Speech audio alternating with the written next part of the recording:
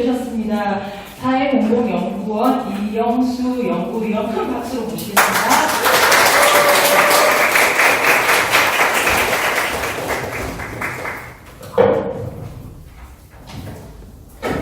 네, 반갑습니다. 사회공동연구원 이영수 연구원입니다. 반갑습니다. 네, 저는 공공운수노조의 부설 기관에 있고요. 저희 사회공동연구원 공공운수노조라는 노조의 부설 기관이고, 저는 그곳에서 교통과 운수 쪽을 담당하고 있습니다. 사실 제가 뭐 그렇게 유명한 사람도 아니고 강의가 많이 안 들어오거든요. 그래서 강의 들어올 때마다 다 합니다. 그냥 뭐 가릴 필요 없이 하는데, 요번에 우리 사무장님한테 전화를 받고 굉장히 고민이 많았습니다. 사실 제가 주로 강의하는 거는 버스 준공에 관련해서 강의도 하고요.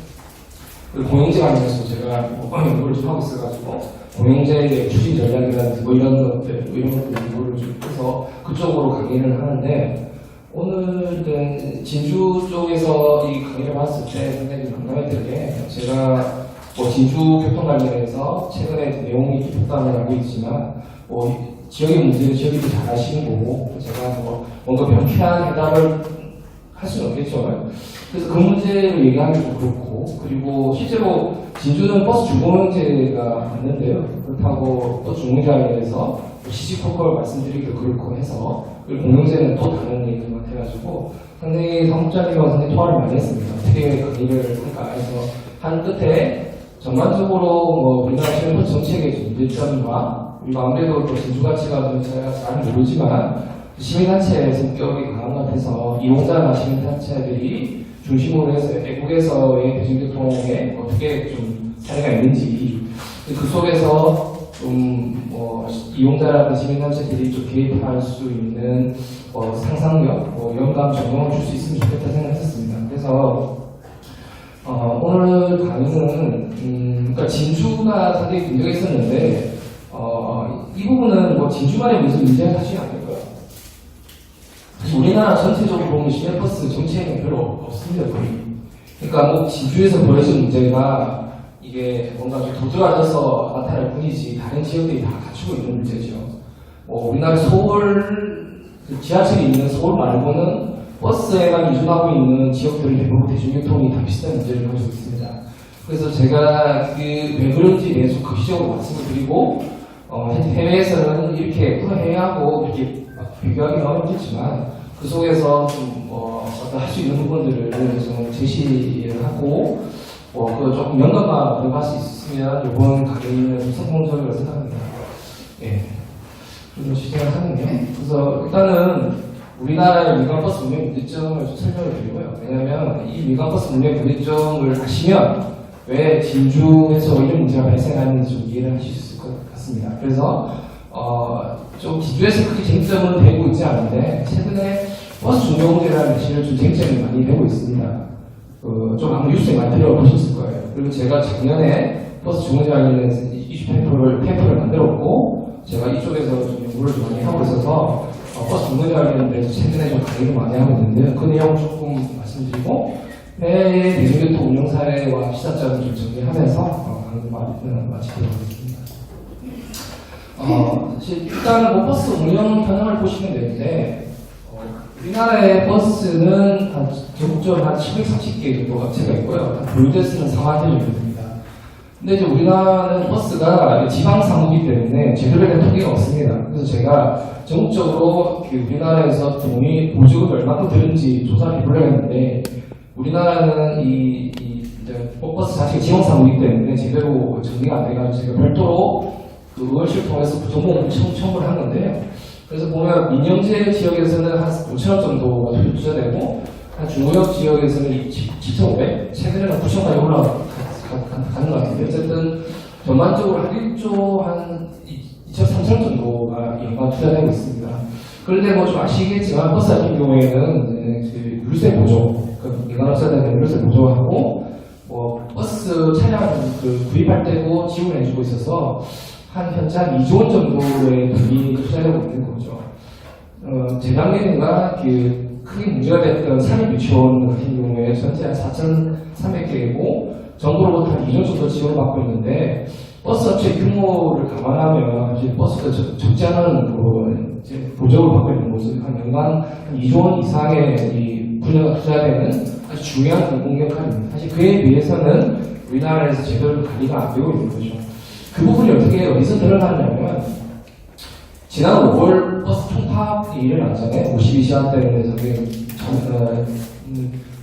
자도를 해서 구조 파업을 했었고, 상당히 문제가 됐었는데, 이때 중앙정부가 보였던 태도는, 어쨌든 이제 노동자들이 임금이 올라가니까 그 비용이 발생하는 거고, 그 부분에서 정부에서는 버스는 일단 지방 사무기 때문에, 재정 지원들, 추가 재정 지원을 하지 않겠고, 요금 인상을 통해서 해결하려고 얘기했죠. 이 부분은 사실 중앙정부 차원에서 거의 대중이 특히 버스 관련된 전략이 없다는 걸 보여주고 있는 거죠. 이 같은 경우에는 제가 살펴보는데 중앙과 지방은 따로 나오지 않습니다. 물론 우리나라와 행정체계가 좀 다른 부분도 있지만 대중교통을 유선하기 위해서 중앙과 지방이 적절하게 협력하고 재정도 같이 분담하는데 우리나라처럼 이 지역 상로의 인원으로 버스를 다 이 지방이 떠넘기지 않는 거죠. 그래서 이 단적으로 보더라도 우리나라에는 사실 버스는 사실 의미는 없다고 볼 수 있습니다. 그 다음에 그 버스 운영 문제점을 말씀을 드리면, 저는 그 버스에서 가장 문제점이 뭐냐고 얘기를 하면, 이 부분을 드리거든요. 사실 이 부분 때문에 우리나라의 버스 정책이 제대로 좀 공공사업으로서 기능을 못한 부분이 큽니다. 그리고 이 부분은 우리나라, 외국과 달리 우리나라의 아주 특수한 경우죠. 그만큼, 우리나라의 버스가 발전하지 못한 게 있는데요. 버스 노선면의 사회 문제가 제일 크거든요. 그러니까 보시면 우리나라 유기자동차보상법이라고 우리나라 버스를 규율하는 조항법이 있습니다. 그게 보면 제4조에 보면 버스 운송사업 면허는 일반적으로 면허기간에 정하면 일반 면허로 운행이 되는 거죠. 그러니까 한번 면허를 주면 계속 기한 없이 발급이 되는 거죠. 한정면허가 발급이 되는데 한정면허 상당히 독특한 한 4가지의 아주 제한적인 경우에 수요가 없거나 신규 노선을 하면서 이 4가지 부분에 아주 독특한 부분이 있고, 나머지 일반적으로는 다 일반 면허인데요. 일반 면허가 우리나라의 이제 면허권 사용 문제를 이야기하는데, 그러니까 법원에서 어떻게 판단하고 있냐면, 버스 운송사업은 일반 면허 체계로 인해서 노선 면허 특허권을 지식이 되고, 민간 버스 기업이 노선을 독점하면서 노선 면허의 사용을 발생한다는 건데요. 그러니까 일반 면허로 하다 보니까 사실 진입장벽이 큽니다. 근데 이렇게 한 이유가 있습니다. 사립 유치원랑 비슷한 스타일인데, 그러니까 나라가 돈이 없으니까, 어쨌든 필요한 공공 서비스를 제공을 해야 되는데, 돈이 없으니까, 일단은 면허를 주되, 이 사람들이 제대로 경쟁이라든지, 진입장벽을 높여가지고, 제대로 경쟁이라는 결정 없이 하도록 만든 거죠. 그래서 상당히 한번 면허를 주게 되면 안정적으로 이제 그 사업을 할 수 있는 거고, 그러다 보니까 법원에서도 이게 한 재산권 의식이 되는 거죠. 이 부분이 어디서 좀 발생하냐면, 그런 사례가 실질적이 나오는데, 정부에서 노선 조정을 했는데, 새로운 업자가 자기 노선 취급했을 때, 이 사람들이 소송을 겁니다. 그 소송의 내용이 뭐냐면, 자신의 수익에 영업권의 침해를 했다는 거죠. 일종의 이 노선을 통해서 자기가 재산권을 배타적으로 소유하고 있는데, 다른 노선에 들어가게 되면 그만큼 수익이 떨어지고, 이 부분은 참 영업권의 침해가 발생한다는 거죠. 그래서 보통 업자들이, 새로운 업체들이 들어오거나 할 때 그렇게 소송을 제기하는데, 이 근거가 이제 일본 면허 중심인 거죠. 그래서 법원에서도 재산권으로 간주를 하고 있고, 이 부분 때문에 문제가 있는 거죠. 그래서 이 부분이 어떻게 문제가 발생하냐면, 지금 법에 보면 사업계획 변경을 할 수가 있습니다. 하지만, 아까도 얘기했지, 사업계획 변경이라고 해서 노선 조정을 하는 건데, 아까 이 재산권이 얘기했지, 노선 조정을 하게 되면, 버스 업체 입장에서는 여러 가지 매출이 떨어지고, 손해가 발생할 수 있으니까 상당히, 좀 안 하려고 하는 거죠. 그래서 정부가 뭔가 좀 인구의 변화라든지 도시가 변화에 따라서 버스가 변하게 되면, 이제 도시의 기능이나 구조가 변하게 되면, 이제 버스 노선 조정을 통해서 상당히 그에 대응을 해야 되는데, 그러지 못하는 거죠. 왜냐하면 그 버스 업체에서는 이게 하나의 재산권이고 자신들이 수익을 올리는 구조인데 우리 법원에서도 재산권 인정하고 있으니까 자꾸 정부한테 소극적으로 대응하는 거죠. 그리고 정부도 이 노선 조정을 했을 때 좀 문제가 생기게 되면 소송에 들어올 걸 알고 있기 때문에 쉽지 않은 거죠. 그래서 이런 것 때문에 좀 버스의 좀 정책이 제대로 안 되고 있고 버스의 장점이면 유동적으로 유연적으로 버스 노선을 조정하면서 하는 건데 그게 안 되는 거죠. 지하철이나 경전철, 철도 같은 부분이 한번 노선을 까게 되면 파묻지 않고 이상은 그 노선을 폐쇄할 수가 없거든요. 그래서 지하철이나 철도 같은 것들이 좀 경직적이고 건설하기 쉽지 않은데 버스는 그 지하철과 다르게 건설할 때의 그 차량만 있으니까 버스를 운영할 수 있고 그리고 도시가 변화에 따라서 충분히 유연적으로 노선 조정하면서 상당히 대중교통으로서 장점을 극대화시킬 수 있는데 우리는 이게 안 된다는 거죠. 그래서 어떤 문제가 발생하냐면 버스 업자들이 한국 노선에 집중해야 되고 그리고 노선이 제대로 조정이 안 되니까 노선이 어떻습니까? 굴곡이 지고 배차가 길어지고 이런 문제가 발생하는 거죠. 버스의 장점이 이러한 사회 문제 때문에 제대로 좀 발휘를 못하고 있는 거예요. 그리고 심지어 버스 운동 사업은 양도 양수 가능하고 상속도 가능하게 되죠. 법이 15조 보면. 그러니까 중앙법에 보면 아버지가 돌아가시면 그 자식들한테 이 면허를 물려주시고 있습니다. 그러다 보니까 우리나라의 이 버스 면허는 상당히 강하죠, 강함.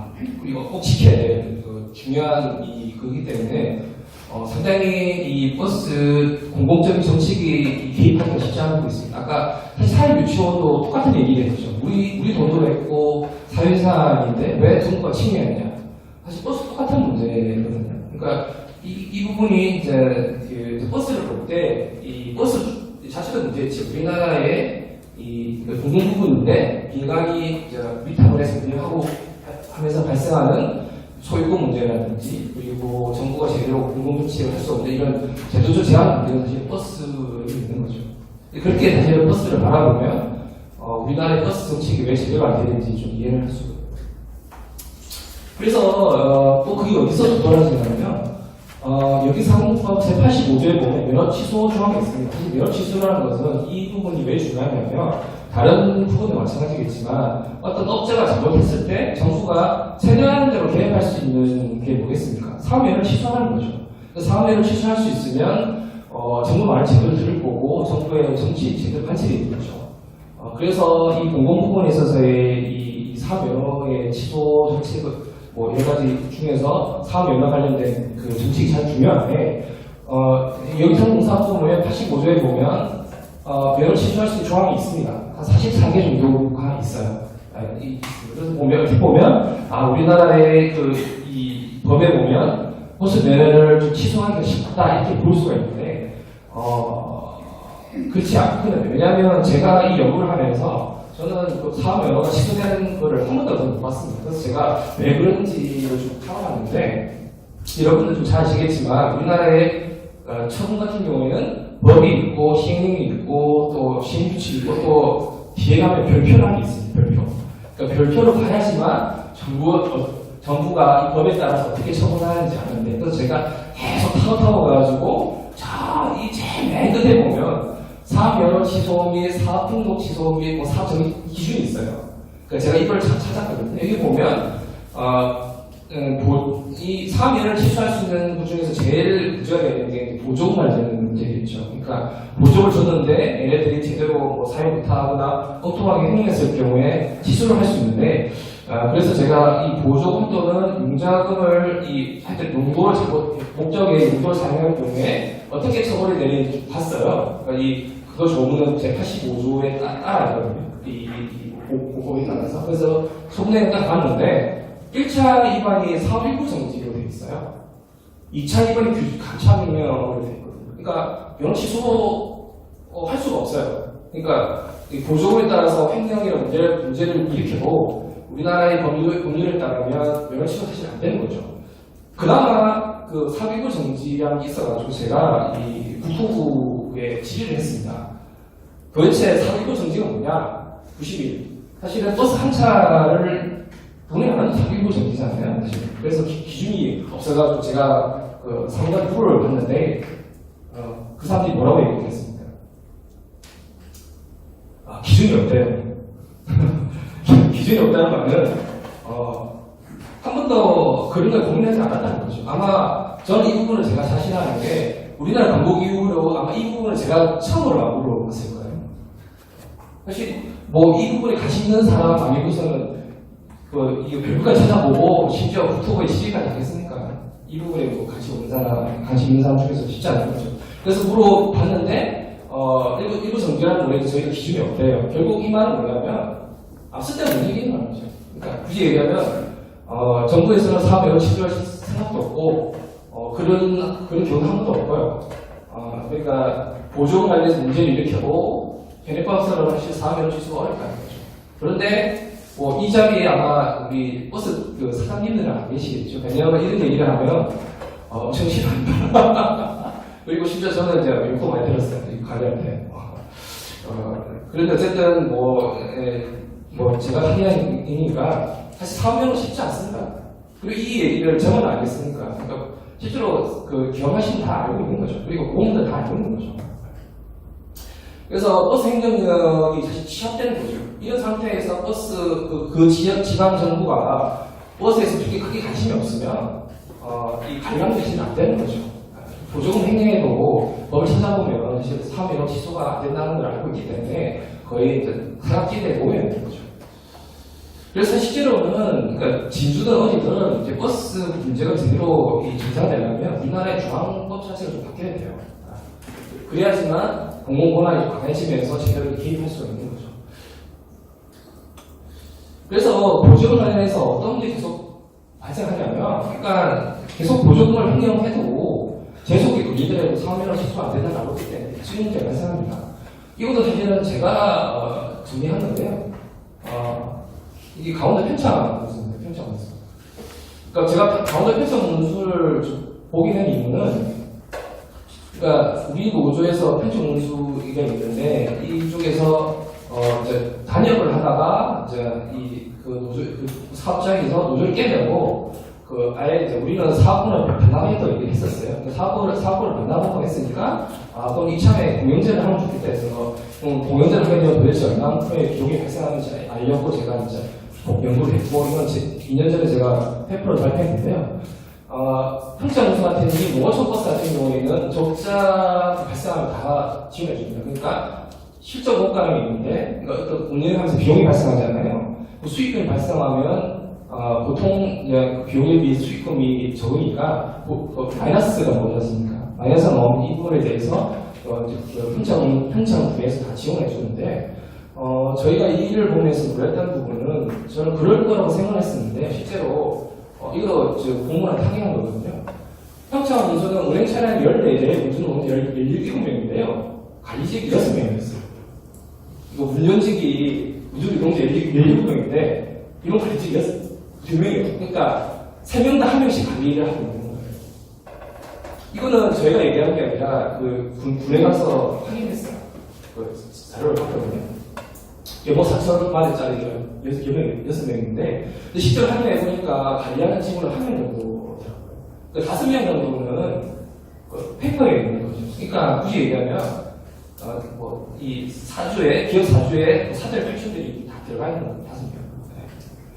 그리고 정비직 인건비도 부풀렸는데, 이 얘기가 뭔 얘기를 하냐면, 그러니까 실제 원가라는 게 이게 많이 부풀려져야 되는 거죠. 그러니까 그 기업 측에서 할 수 있는 비용을 다 부풀려야 되는 거죠. 그러니까 관리직도 6명이었고, 정비직도 4명 더였고, 연봉도 더 줬다 해가지고, 원가도 부풀리고, 그러니까 운송비용 부풀리기를 의외하듯이 부풀리는 거죠.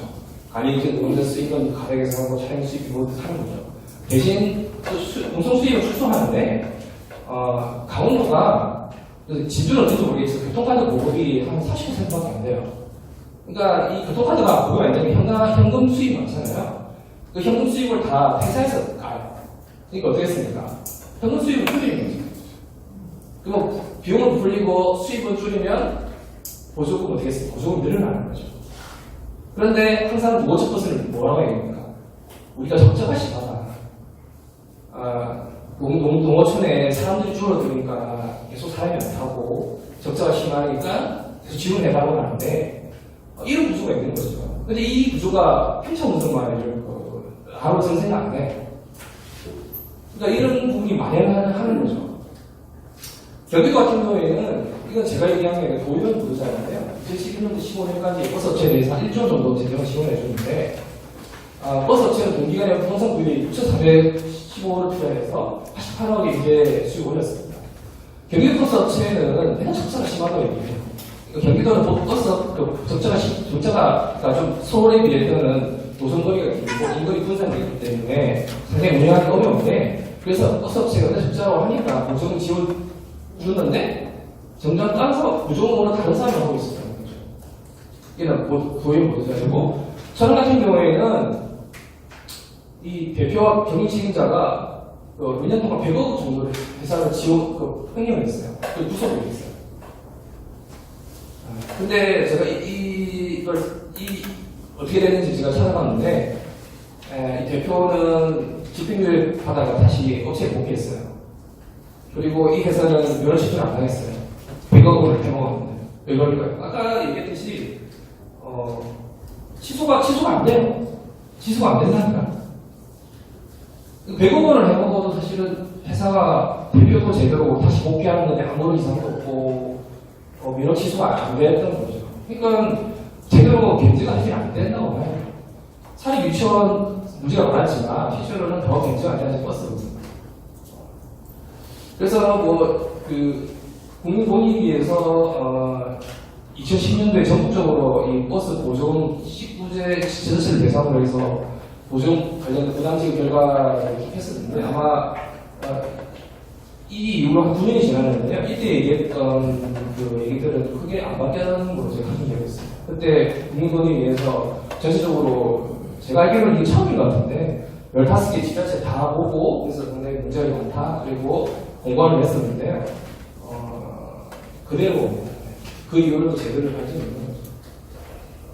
이거는 제가 본인을 할 건데 여러분들 다들 알죠. 전자분류 시스템을 보면 그 주주들이 다 나온 건데 제가 이걸 왜 적용했냐면 버스 업체들이 대부분이 다 이 패밀리가 심하거든요.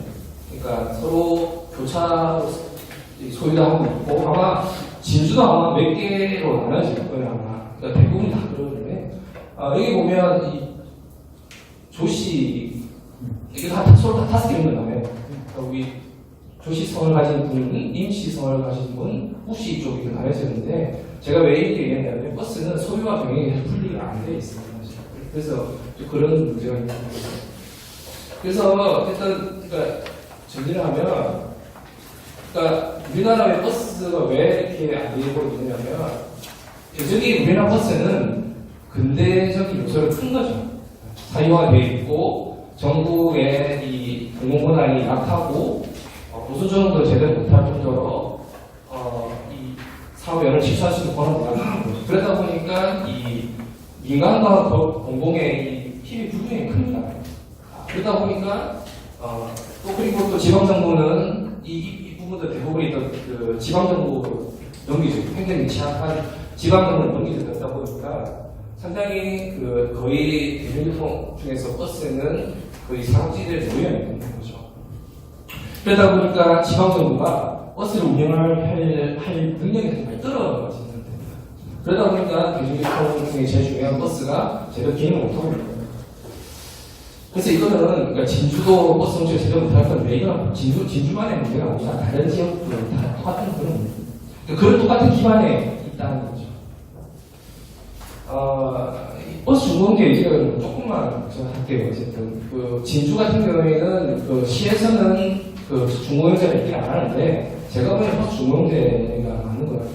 그래서 근데 버스 중공영제가 이게 우리나라에 사실 있는 개념이거든요.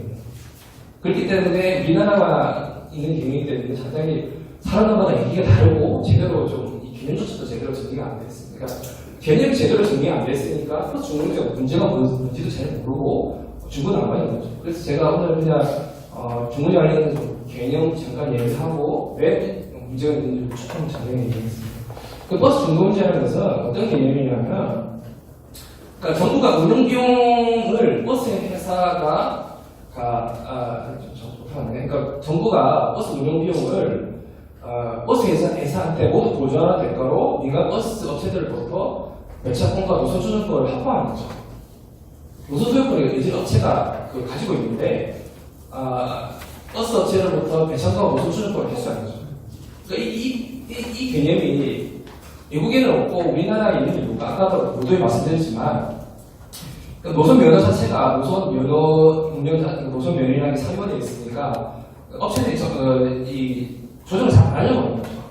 근데 2004년도 이명박 대통령이 아시다시피 청기차 사업을 하려고 했었잖아요. 청기차 사업을 하려고 하니까 위에 버스 노선들이 막 다니고 있는 거죠. 그 버스 노선을 치워야 되는 문제가 발생했는데 그 당시 버스 회사들이 아니 우리 재산인데 왜 마음대로 그걸 치우냐고 노선 조정 못한다고 얘기를 했었어요. 그래서 어떻게 얘기했냐면 그 당시 버스 회사들이 지하철도 생기고 경영이 또 안 좋았거든요. 그래서 이명박 씨가 뭐라고 얘기했냐면 알았다. 내가 너희들이 표준 운송과에 따른 너희들이 버스 운영 비용을 다 대줄게. 대신 너희들이 배차를 가지고 있는 배차권에 대한 노선 조정권을 달라고 했던 거죠. 근데 버스 회사 입장에서도 서울 시내에서 그 전까지는 항공노선에 지정했었는데 어느 노선을 가든 예를 들어서 배당 하루에 70만 원씩 보장을 해준다면 가겠죠. 그러니까 이게 딜이 되는 거죠.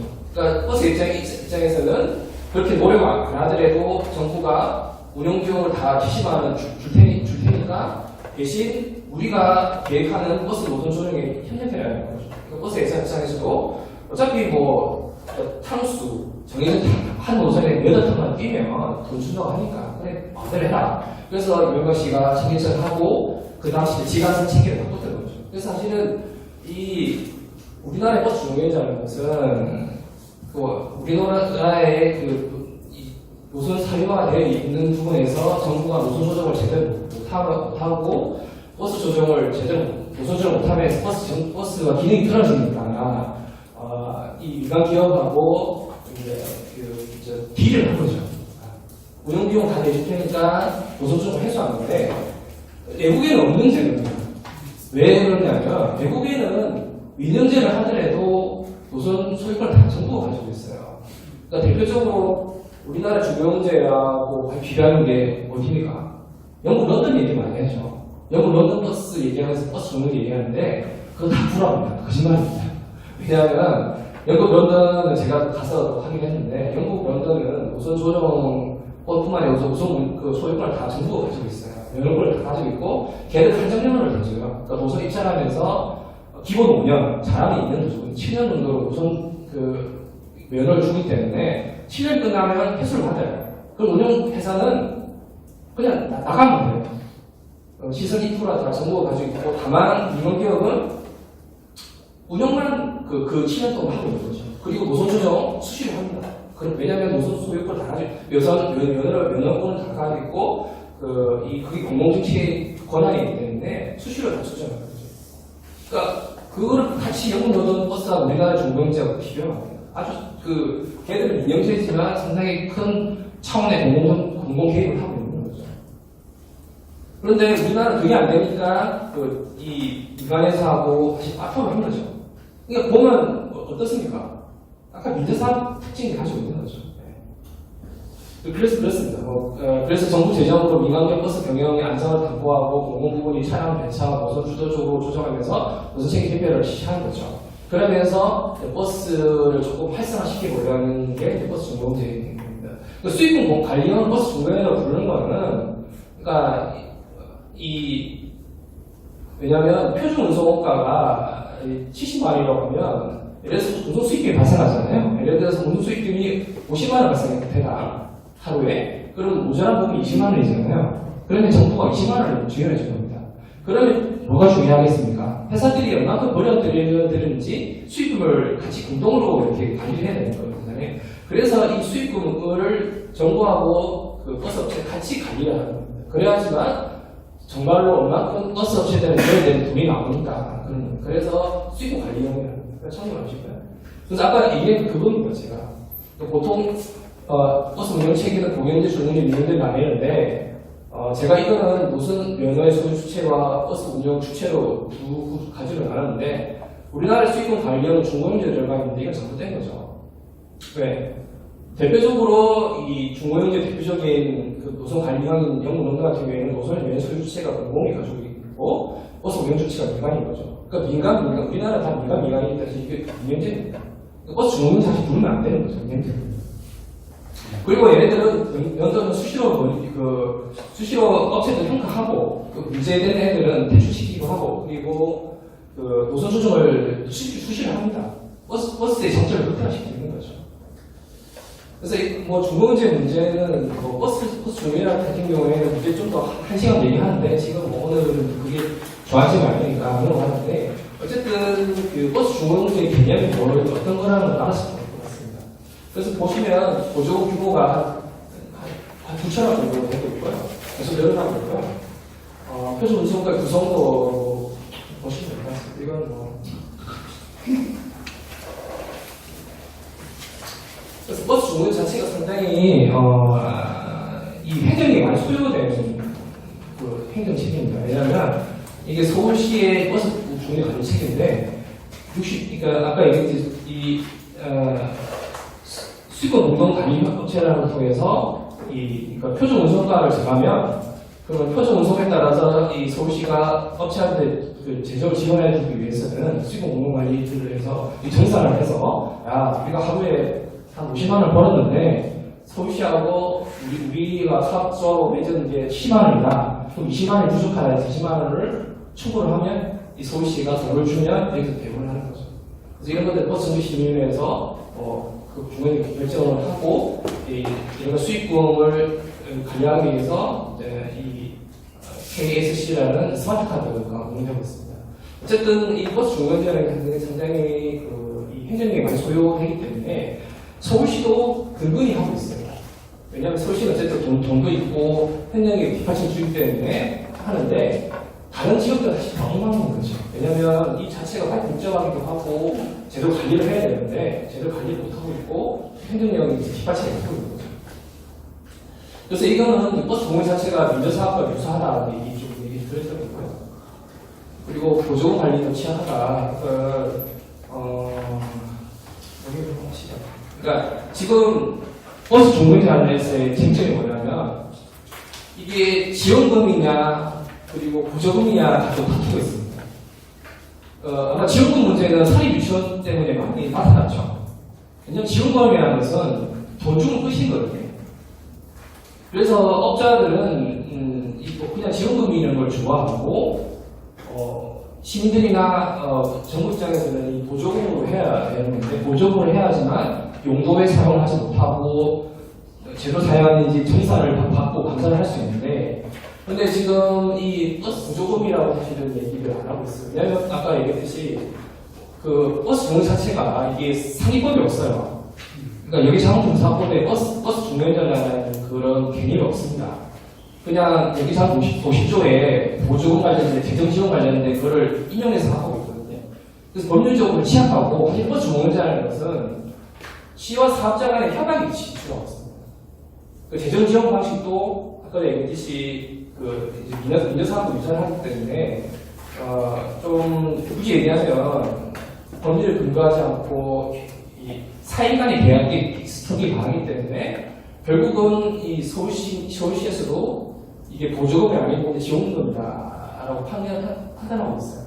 그래서 우리가 이 문제가 시험하니까 저희가 신흥감 청구했었는데 서울시가 어떻게 얘기하냐면 버스 중공제 보조금은 버스 회사 경영에 포괄적으로 사용한 점을 비추어 버스 회사가 보조금을 한국별 표준금과 다르게 사용하거나 등등해서 별도로 이윤을 복귀 책정해도 하거나 배당금을 지급하더라도 용도에 사용을 할 수 없다고 얘기합니다. 그러니까 서울시에서는 지원금을 얘기하는 거죠. 사실 지원금이 되는 순간에 공적으로 기입하기 쉽지 않습니다. 그런데 진주시에서도 이걸 지원금이라고 보고 있는 것 같아요.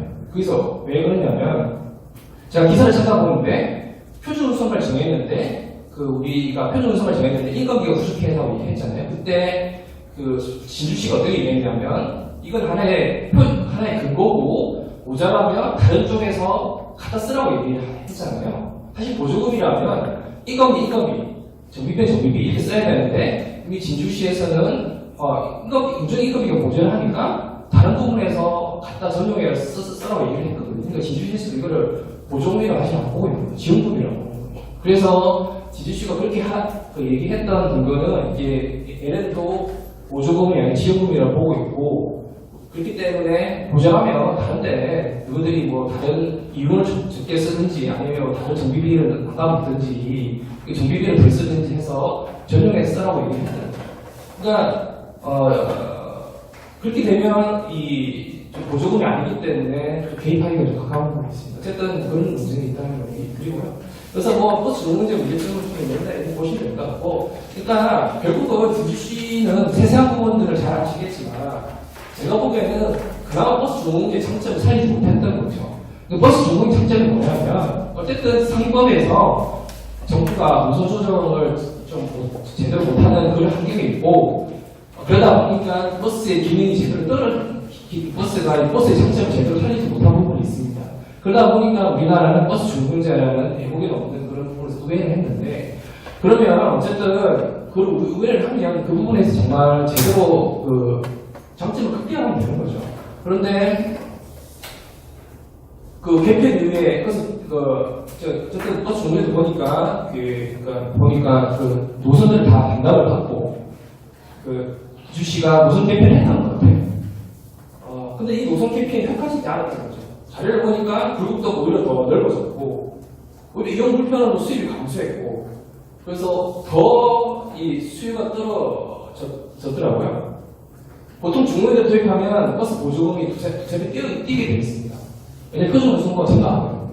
그렇기 때문에 요금 수입이 늘어나지 않으면 이런 재정 부담 더 크게 수밖에 없습니다. 그래서 정부는 버스 중공제를 할 때 서울시에도 BRT를 하고 중앙차를 하는 거죠. 왜냐하면 그렇게 해야지만 버스 수요가 늘어나면서 요금 수입이 늘어나고 요금 수입이 늘어나야지만 어차피 표준 운송가가 뛰니까 정부가 그 부담하는 보조금이 재정 보조금이 줄어들 수밖에 없는 거죠. 그래서 버스 중공제가 성공하려면 노선 체계가 제대로 효과적으로 돼야 되는 거고 그리고 교통 수요 관리가 제대로 돼야 되는 거죠. 그래서 어차피 보조금이 뛰기 때문에 표준 운송은 뛰기 때문에 이제 요금 수입 늘어나야 되는데 수요는 더 떨어지는 거죠. 그러니까 정시 입장에서는 안 그래도 표준 운송은 제가 볼 때 표준 운송만 뛰는지 안 뛰는지를 잘 모르겠습니다. 진주시는. 근데 논쟁이 있는 것 같은데 일반적으로 얘기하면 그렇다고 말씀드리는데 그런데 노선 체계 개편했는데 노선 체계의 장점은 살리지 못하고 오히려 수요는 떨어지고 재정 부담은 덜 늘어나고 또 3,600대로 표준 운송가가 제대로 안 올라가니까 인건비에 압박이 심하니까 불만이 생기는 거죠. 그래서 버스 중공제 형태를 통한 노선 체계 개편을 하는데 시 이용자 농자 모두가 공격하지 못하는 성패가 발생하는 거죠. 그런데 이런 현상은 진주시만이 사실 문제가 아닌 거죠. 왜냐하면 이러한 버스 중공제는 상당히 행정력이 많이 소요되고 준비를 많이 해야 되고 상당히 아주 중요한 작업이 되어야 됩니다. 왜냐하면 우리나라의 법 체계 자체가 버스 행정을 제대로 할 수 있는 그런 체계가 잘 안 돼 있고 그리고 그러다 보니까 공무원도 굉장히 미숙하는 거죠. 그런 제도도 바탕입니다. 그래서 그나마 서울시 같은 경우에는 다 바탕이니까 조금 효과를 보는데 나머지 뭐 대전, 대구, 부산 이런 데는 거의 엉망입니다. 그래서 진주시가 이 버스 중공제 제가 공부하고 얘기는 안 해봤지만 버스 중공제 좀 약간 눈에 보이는 좀 전망을 가지고 심각하게 하는 거 아니냐. 그래서 어쨌든 버스 중공제의 장점을 살리지 못하고 문제가 발생했다. 그러면 다음부터는 어쨌든 오늘 말씀드리려고 했기 때문에 그나마 좀 시민단체 입장에서 버스 관련해서 어떻게 좀 개입할 수 있고 그리고 어떻게 좀 바라봐야 될지에 대해서 회사를 통해서 좀 설명을 드리려고 회사에 관련 조금 말씀을 좀 드리겠습니다.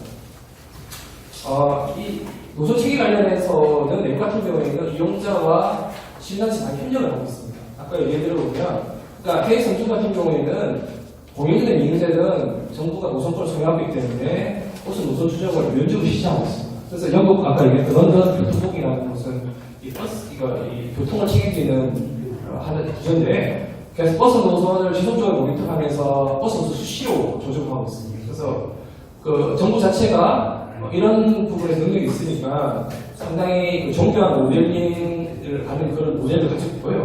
그리고 이런 것뿐만 아니라 버스 노선 관련된 주요한 변경성을 협의하는 데 있어서의 그 협의를 많이 합니다. 이해관계자들하고 많이 논의를 하려고 하는 거죠. 그러니까 그 광역 정부이기 때문에 그 산하 자치구하고 논의도 많이 하고 런던 트래블 워치라고 이런 시민단체하고 논의를 합니다. 그러니까 런던 트래블 워치 같은 경우에는 런던 광역시 교통용자를 위한 대통령제 방식이 기본이에요. 그러니까 런던 의회의 재정을 지원받고 있고 그러니까 런던 교통국이 운영하는 사업권을 허가한 서비스를 민간 버스 서비스를 감시합니다. 그래서 계속 이 민간 런던 트래블워치라는 관련돼도 계속 버스 운영이 제대로 되고 있는지 노선을 제대로 조정하고 있고 그리고 이런 것들이 이용자를 위해서 제대로 기능하는지를 모니터하고 민원을 지원하며 그리고 이런 걸 가지고 런던 교통하고 계속 협의를 하고 있는 거죠. 그리고 이 1급 프랑스 모빌리티는 이제 프랑스의 이제 광교통을 책임지는 관청인데요. 1급 프랑스 모빌리티도 노선 협의회를 운영해서 여기서도 지역 이원, 사업자, 여자 대표들이 모여서 노선 협의회를 운영합니다. 그래서 노선 협의회를 통해서 이 민원이라든지 운행 시간, 서비스 품질 등등에서 이런 걸 논의하고 있고요. 또 이용자 단체하고도 관계를 가지고 있습니다. 그래서 영국이나 프랑스 같은 이 대중교통 선진국에서는 이러한 협의체를 많이 가지고 있는지 물론 우리나라에도 이런 게 있는데 제대로 잘 안 되고 있죠. 이거는 이 대중교통 활성화를 위한 목적세 내용인데요. 제가 왜 세금 얘기를 하냐면 사실 이런 것들이 제대로 우리나라에 당장 도입되기 쉽지 않습니다. 대중교통이라는 것은 하루아침 되는 게 아니라 오랜 그 나라의 역사와 이 정치 타협의 상고이기 때문에 하기 쉽지 않은데 왜 제가 재정을 얘기하냐면 결국은 돈 문제가 크거든요. 그러니까 버스를 하던 뭐 지하철을 대중교통 하려고 돈이 많이 드는데 여기 같은 경우에는 일찍이 이제 대중교통에 대한 돈이 많이 들기 때문에 재정 관련해서 많이 고민을 했던 거죠. 그러니까 진주뿐만 아니라 다른 데도 마찬가지인 게 대중교통 운영하다 보니까 돈이 어디서 안 나옵니다. 그리고 아시다시피 재정이라는 게 다 경화 상태인 거죠. 그렇기 때문에 세원을 발굴하지 않으면 이 대중교통을 지역적으로 투자할 수 없습니다. 그래서 일찍이 우리나라보다 더 도시화나 동해관을 겪었던 도시들은 일찍부터 대중교통을 위한 재정을 어떻게 마련할까 고민을 많이 했던 거죠. 만약에 이런부터 고민을 하지 않으면 어떻게 됩니까? 민영화가 되는 거죠. 그래서 80년도에 대중교통에서 민영화된 이 중에 하나는 대중교통에 재정이 많이 투자되는데 이 재정이 많이 투자되니까 민영화를 돌리는 거죠. 그래서 그러지 않는 곳에서는 계속 대중교통 공용화를 가지고 있고 돈이 많이 드니까 또 그 부분을 없애기 위해서는 용과 같은 경우에는 재정을 가지고 있죠. 그래서 제가 이 얘기를 하는 것은 크게 이 부분을 제가 연구한 건데 크게 세 분류로 나눌 수 있는데 대중교통으로 얻는 혜택에 대한 세금이 가족 부여금인데 대중교통이 운영되면 일단 어떻습니까? 대중교통이 운영되면 집값이 뛰고 그 근처에 있는 이 건물 가격이 뛰는 거죠. 왜 그렇습니까?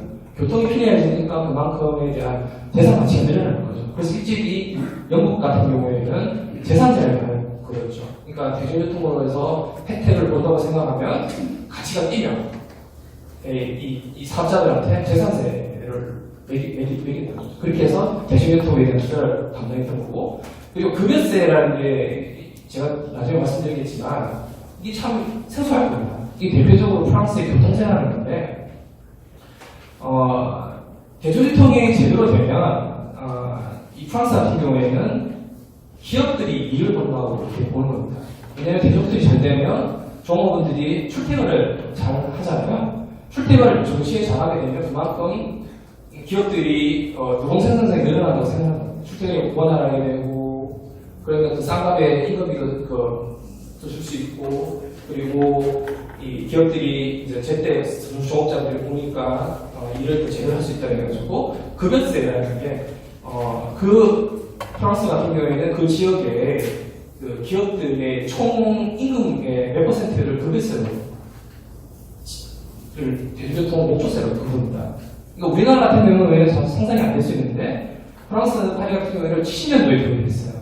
그 당시 그 프랑스가 대중교통을 투자를 하려고 하는 돈이 부족하다 보니까 정치 정당들이 하면 게 그러면 대중투기 발전하게 되면 기업들이 이를 보니까 기업들한테 세금을 물린 거예요. 별도의 급여세를 통해서. 사실은 프랑스 같은 나라니까 이렇게 할 수 있는 거긴 하지만 제가 이 말씀 드린 거는 대중교통에 대한 이 제공 안에는 상당히 상상의 나라를 할 수 있다는 겁니다. 재산에 대한 부과가 가능하고 급여세에 대한 부과가 가능하고 이거는 파리뿐만 아니라 미국에서도 미국 뉴욕에서도 하고 있고 브라질에서도 하고 있습니다.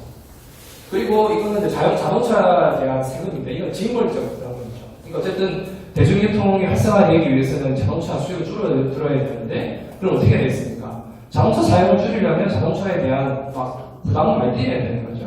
그래서 연료세에 대한 연료세, 소비세 뭐 이런 것들 대표적으로 혼자 토요일날 아시죠? 영국 그런 데 좋다는 거. 그러니까 그 2000년도에 템 이비스턴이라는 노동당 시장이 있던 건데 그 사람이 자동차 수요를 또 줄여야 되는 거고 그 당시 이제 그 대중교통에 대한 정원을 마련해야 되니까 어디서 재원을 가져올까 고민했을 때 혼자 토요일을 하자. 그래서 런던에 진입만 하면 8파운드 정도의 불을 쓰게 되는 거죠. 그래서 자동차 수요도 줄이고 그 부분을 대중교통 재원을 그런 것도 있고 이건 일반에게 대한 그러니까 일찍이 대중교통이 제대로 발달된 나라는 아까 얘기했듯이 대중교통 관련된 정책이 정부가 주도할 수 있고 법으로서 많이 발전되어 있지만 무엇보다도 대중교통 관련된 재원이 많이 뒷받침되어 있습니다. 근데 우리나라는 그게 잘 안 되는 거죠. 대표적으로 오늘 여기서 얘기할 건 아닌데 우리나라 교통 관련된 재원이 어디서 나오는 아시죠?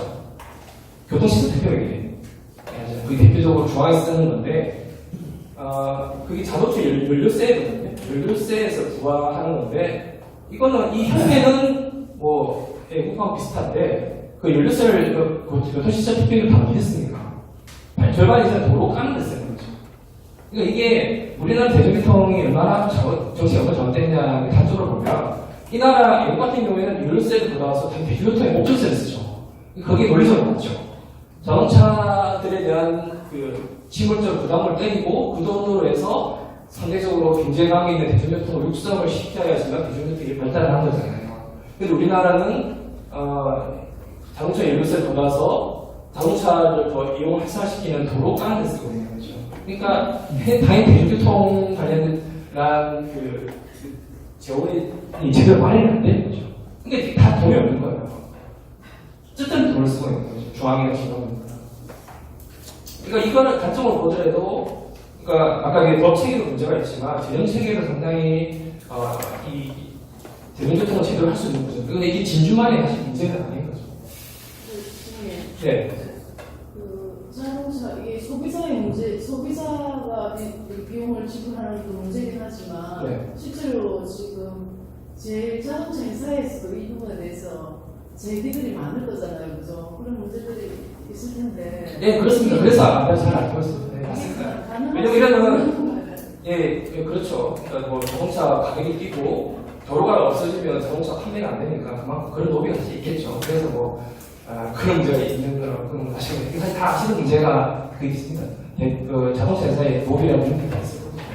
그래서 이거는 뭐 아까 얘기했던 건데 쭉 그 얘기죠. 파리 같은 경우에는 이제 9인 이상의 사업자들이 납부하는 세금인데 그러니까 전체적인 총 임금에서 지역마다 부담률을 주고 있어요. 이거는 이제 그 파리 핵심 지역으로 이제 그 밀도에 따라 하는 건데, 근데 제가 2년 전에 그 파리 대중교통공사라고 파리 대중교통을 책임지는 공사에 가서 얘기를 들었는데, 교통세를 납부하는 기업에 고용된 노동자들이 교통비의 50%를 할인해줍니다. 그러니까 대중교통 이용을 유인하는 거죠. 그러니까 나라에서 기업들한테 세금을 물리는데 그 기업들이 낸 교통세를 내는 기업들의 고용된 노동자들은 다시 요금의 50%를 할인받는 거죠. 그러니까 기업들한테 세금을 물리고 그리고 대중교통을 이용하는 이용자들한테는 요금을 많이 깎아주는 거죠. 그러니까 이게 하나의 책임인 거죠. 철저하게 대중교통을 이용하는 대중교통으로서 이익 보는 사람들한테 세금을 물리고 그리고 대중교통을 통해서 대중교통 이용을 늘리기 위해서 이용자들한테 여러 가지 보조를 해주고 있는 거죠. 그러니까 이게 하나의 하나의 체계인 거죠. 경영 체계. 그리고 이거는 파리뿐만 아니라 프랑스 전 지역에서 하고 있는 거죠. 이거는 그 사회당이나 그 보수당이나 다 동의를 하고 있는 거죠. 그러니까 사실 대중교통이라는 것은 그 나라의 하나의 정치 합의 체계인 거죠. 또 우리가 대중교통을 어떻게 활성화시키게 될지 그게 방향이 정해지면 돈을 어떻게 모을 것이고, 그리고 그 대중교통 이용의 그 수요를 늘리기 위해서 해야 될지에 대해서 서로 합의하는 구조인 거죠. 그래서 하나의 책임입니다. 뉴욕도 그렇게 하고 있는 거예요. 뉴욕도 그 교통세처럼 노동자들한테 그렇게 해서 많아요. 이거는 뭐 아까 런던 교통국이 얘기했는데, 그래서 그 혼잡 토론회를 통해서 10년 동안 보니까 대통령이 10% 감소하고 10% 감소했고 자동차는 억제하면서 대중교통 예산을 확보하는데 세금 발전한 거죠. 근데 사실 혼잡 토론회 만들어질 때 자동차 회사라든지 하는 사람들이 반대를 했죠. 그래서 캔 이벤스 그 시장이 그걸 이제 억제하면서 갔던 거죠. 우리나라에서도 혼잡 통행을 하려고 하지만 안 되고 있는 것도 사실은 이제 정치적 영역이죠. 사실은 이게 뭐 정치 만능주의일 수 있겠지만 대중교통도 사실 정치적 영역입니다. 왜 런던 같은 경우에 혼잡 통행을 해서 이렇게 할 수 있으며 왜 다른 지역에서 안 되고 있냐? 결국 그 시장이 정치적으로 같이 발전시킨 거고 우리나라가 다른 나라에서는 쉽지 않은 거죠. 왜냐하면 혼잡 통행을 통해서 그 수혜를 내는 사람도 있겠지만 충분히 이제 비용이 저감되는 그 조직도 있는 거예요. 거기에 대해서 이제 정치적 문제입니다. 런던 교통국은 화물 차량의 그 배기가스도 감소시키는 저배출 지역을 만들었고요. 심지어 2017년은 이제 최근에 노동법으로 바뀌었어요. 바뀌었는데 이 사람은 복수세를 복수세. 그러니까 그 오염이 심한 차량이 들어오면 10%의 복수세 물리기 있다고 합니다. 그러니까 사실은 그 이면을 보면 보수당 쪽에서는 이런 거 별로 안 좋아하고요. 그걸 안 하다가 노동대 시도하는 다시 운동시장이 지금 내 이름이 생각 안 나는데 이 사람이 다시 그 복수세라고 만들었어요. 그러니까 정치적인 인연의 차이가 있는 거죠. 그러니까 자동차 들어오지 말아야 되는 거죠. 그러니까 이게 정치적인 영역입니다. 사실 이 얘기만 좀 드리고 이제 좀 들어가겠습니다. 그러니까 제가 정말 그때 5월달에 정말 분노를 했었는데 버스 노조 파업 당시 국토부 장관이 어떤 얘기를 했냐면 우리나라 버스 요금은 선진국에 비해서 낮은 수준이다. 낮기는 하죠. 그런데 영국과 미국의 4분의 2 수준이고 수도권의 경우 최근 4년간 요금이 동결된 점을 감안할 때 버스 요금이 불가피하다고 얘기했습니다. 그래서 이 얘기는 뭐냐면 대중교통에서 비용이 발생하면 이용자는 그들이 수익자 부담 원칙에 따라서 그들이 그 부담하라는 얘기입니다. 이거 자칫하면 노동자하고 이용자하고 싸움 붙이는 거죠. 비용이 발생하면 요금으로 마련하는 것은 서로 이게 주체들끼리 부담을 붙이는 거고 정부의 책임을 받게 하는 거죠. 근데 진짜 이걸 떠나서 사실은 버스 요금이 정말 그런 따져봐야 되는데 영국 런던 버스 1회권은 1.5칸조나 2,300원인데 버스와 트램의 저지권은 요금의 40%를 할인합니다. 그리고 1인당 GDP는 영국이 43% 많은 거죠. 그러니까 그만큼 구매력이 늘어나기 때문에 이거를 감안해야 되는 거죠. 그러니까 그리고 영국 런던 버스는 이용자의 약 40%가 무료로 탑승합니다. 왜 그러냐면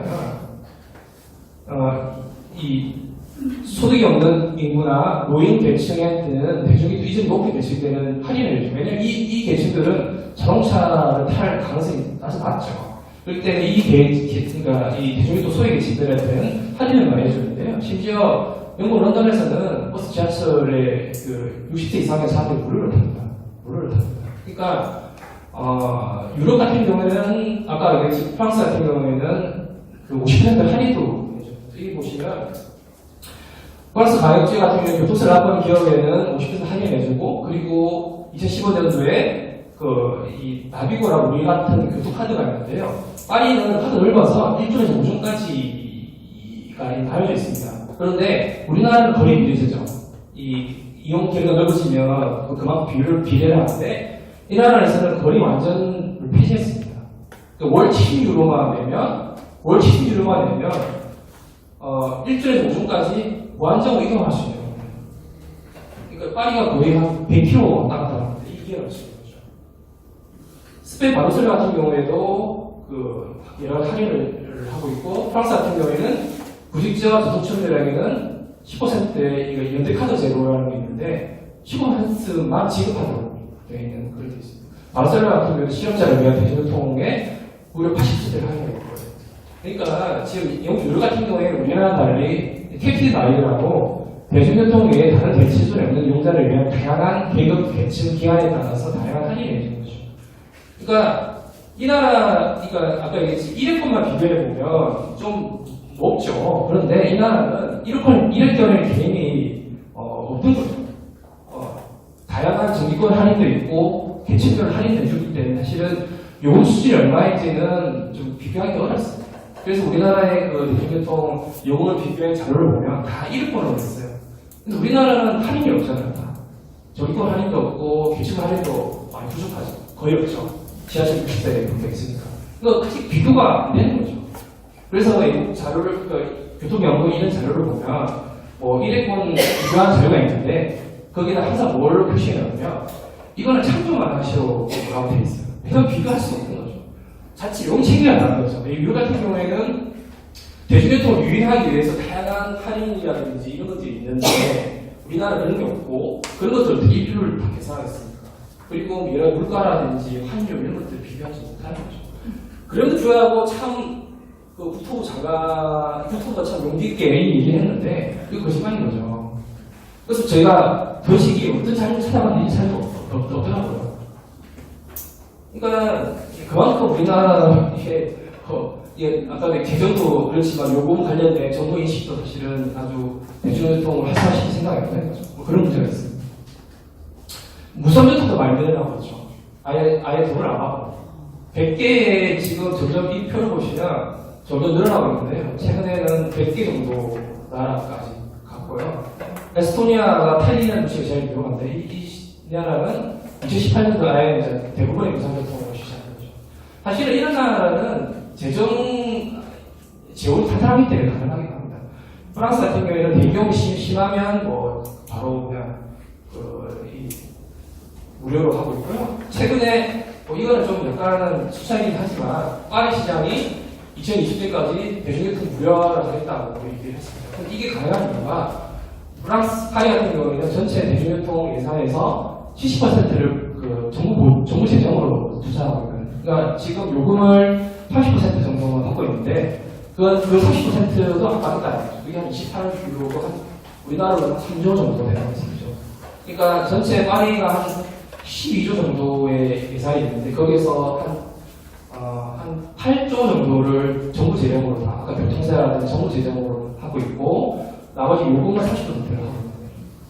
그래서 상당히 대중교통에 투자도 많이 하고 있고 대중교통에 대해서 좀 잘하고 있습니다. 그래서 이거는 뭐 보시면 될 것 같고 그렇게 하는 이유는 사실은 이게 차량의 문제긴 한데요. 뭐 그 나라도 돈이 무한정 있지는 않잖아요. 그런데 대중교통에 대한 대대적 투자는 대중교통의 4대 클릭이라는 것을 인식하고 있습니다.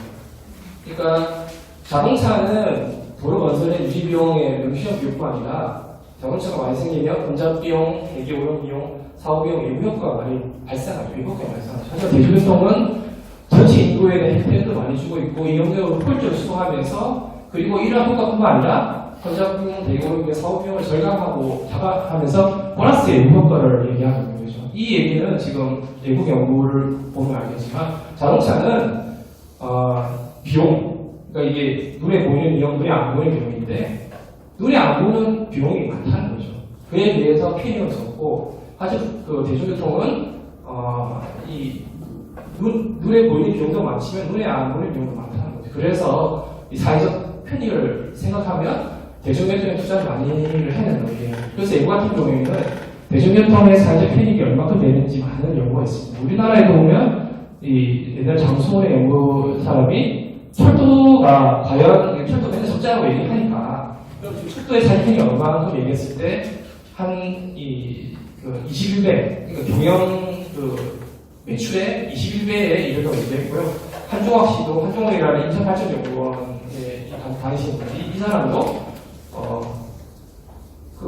자료인데, 어쨌든 대중교통은 통행당 1,200원 정도의 사적 비용을 줄일 수가 있다고 있습니다. 그래서 대중교통에 대해서 더 많이 해야 되는 게 하고 있습니다. 그래서 여기 같은 경우에는 뭐 센터를 하는 게 아니라 이 대중교통의 사회 편의에 대해서 많이 인식을 하고 있고, 그리고 기후변화의 시대이기 때문에 그렇게 목줄세를 두고 투자를 많이 하고 있는 거죠. 그리고 여기 보면 우리나라의 버스 재정 투입은 크게 높지 않습니다. 자료를 보시면 버스 얘기를 한데 우리나라는 재정 기업 비율이 한 16%밖에 안 되는데 일본 같은 경우에는 더 높죠. 네. 그래서 우리나라의 대중교통에 대한 재정 투입 비중은 높지 않고 수익자보다 높이고 가고 있는 거죠. 그래서 해상의 시장점을 정리를 하면 대중교통의 사적 편의를 적극적으로 교통적인 관행을 하고 있습니다. 그러니까 적자가 아니라 투자라는 거죠. 계속 그러니까 지하철, 제주는 지하철이 없긴 한데 서울 같은 경우에는 지하철이 있지 않습니까? 항상 지하철 관련해서 얘기하고 있는 게 방망이변형, 적자가 많이 발생한다고 얘기를 하고 있죠.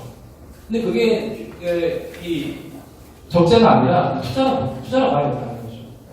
그리고 실제로 지하철 같은 경우에는 정부에서 건설 말고는 운영비에 별 지원을 안 해줍니다.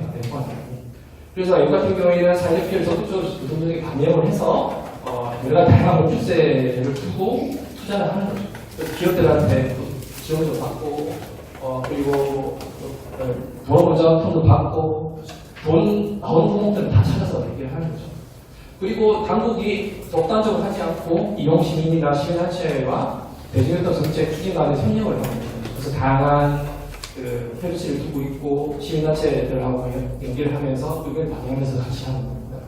그리고 이 대중교통에 대한 투자가 안 늘어나기 때문에 대중교통 투자 수요를 대응하기 위해서 다양한 목줄세를 두고 있는 거죠.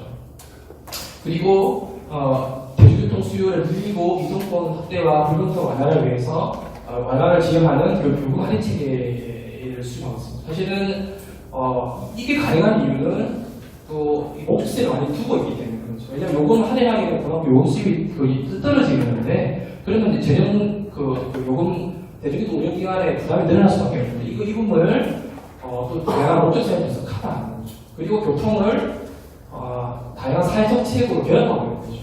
그러니까 이동권 확대라든지 이동권 복지, 그리고 불평등 완화, 실업자들한테나 교통약자들한테 지원, 그리고 이제 기후 변화에 대응하는 대중교통 활성화든지, 그러니까 교통을 사회 전체가 결합하고 있는 거죠. 그래서 그러니까 교통을 사회 전체가 결합하게 되면 그만큼 돈이 많이 들고 돈이 다 많이 들으니까 그걸 어디서 가져와야 되잖아요. 그러니까 다양한 목줄세들이 발달하게 되는 거죠. 근데 우리나라는 이게 끊어져 있죠. 그냥 타는 사람들이 돈 내시오 이렇게. 그리고 대학교 재정을 걸어서 뚱뚱한데 도로한데 쓰고 있는. 그리고 자동차 수요 관리를 통해서 대중교통 제어를 마련하고 대중교통을 활성화하는 거죠. 철저하게 자동차에 대한 징벌적 과세를 때리는 거죠. 우리는 그렇게 안 하고 있죠. 그리고 지방정부 이건 제가 설명을 안 드렸지만 원래 내용에 보면 지방정부를 넘어서서 통합을 행정하는 대중교통을 수립하고 있습니다. 왜냐하면 대중교통은 행정체계에 넘어가는 문제거든요.